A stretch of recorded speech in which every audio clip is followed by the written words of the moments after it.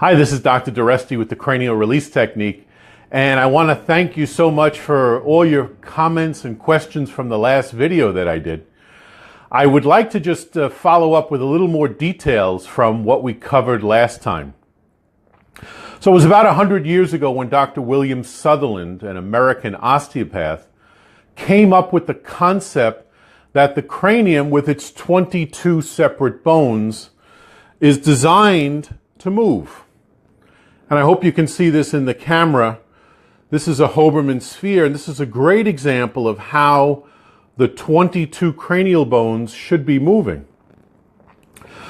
It's even, it's rhythmical, and it's vital, in the words of Dr. Sutherland, for overall central nervous system function. As a matter of fact, optimization of function. In the last little talk we did, we spoke about how, according to Dr. Perlmutter from the Grain Brain fame, his concept was, what about C-sections? So instead of the normal process, the C-section leading to obesity later in life, due to the inability of the baby to be exposed by the mother's microbiome, the good bacteria in mom's birth canal. So I just wanted to follow up on these points and just dig a little deeper for those of you that had some questions. So again, according to Dr. Sutherland, if we go back to him, who's the founder of all cranial work, as the baby's head passes through mom's birth canal, we have compression. That's normal, that's natural. And after the compression, we have the decompression.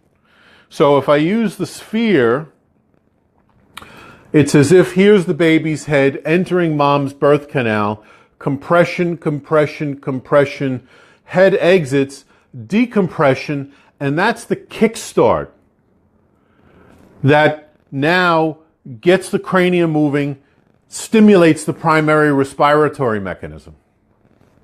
That's normal, that's natural. Anything that would interfere with that normal blowout phenomenon is a negative impact on the child, whether it would be a C-section, whether it would be forceps delivery, whether it would be twisting and pulling, all the trauma that chiropractors have always spoken about over the years.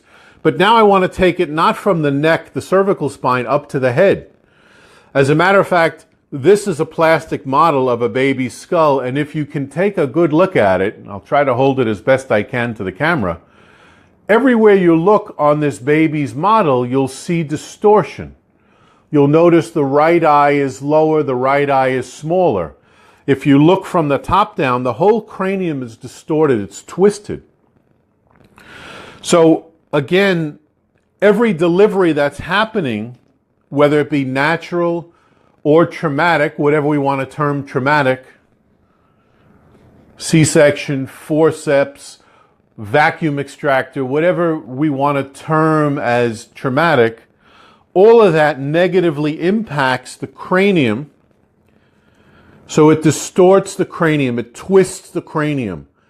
So you may see one eye small, one eye low, ears rotated.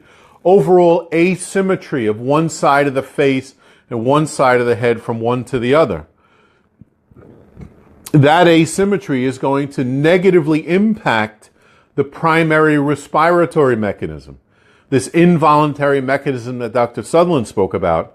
And so to me, the beauty of cranial release in this 1-minute technique is that we open, align, and balance and restore the primary respiratory mechanism. It's a very simple concept to understand, and the technique itself is very simple, like anything else that looks simple until you become a master at it. Watch anyone that's a master in doing what they do, a carpenter, a painter, a contractor, an artist. It looks so simple, but when you try to do it, it's a little more complicated than that. So cranial release looks very simple and is very simple. It's a 1-minute technique. It's designed to open and restore Dr. Sutherland's primary respiratory mechanism. And from there, everything else benefits throughout the body. Every other system is linked in to this primary respiratory mechanism. So if you're a potential patient, if you're watching this and saying, hey, gee, that sounds good, how do I experience cranial release? Simple, go to cranialrelease.com and click on Find a Practitioner, and hopefully there's a practitioner in your area. And if there's not, you could certainly go to one of your practitioners, chiropractor, massage therapist, acupuncturist, physical therapist, and tell them, hey, I listened to this lecture on cranial release. Would you learn this work so I can experience this? And it's very simple to learn for the practitioners out there. All you have to do is go to cranialrelease.com, click on online training, and you can watch a full 40-minute lecture that I give on the ins and outs, the meat and potatoes of cranial release. You can learn more about it, and if you're interested in joining, well, you can join us as well. For my current practitioners that are out there, just keep on doing. It's the same lecture. It's understanding cranial imbalance leads to overall health challenges. And by applying cranial release and restoring the alignment and the primary respiratory mechanism that Dr. Sutherland spoke about, whether it's an infant, whether it's an adolescent, whether it's a teenager, whether it's an adult, whether it's a senior, everyone benefits from receiving cranial release. Thank you so much for watching. I'll continue some videos as the questions and comments come in, and I hope to see you down the road. Thank you so much again. Cranialrelease.com. Have yourselves a wonderful day. Thank you. Goodbye.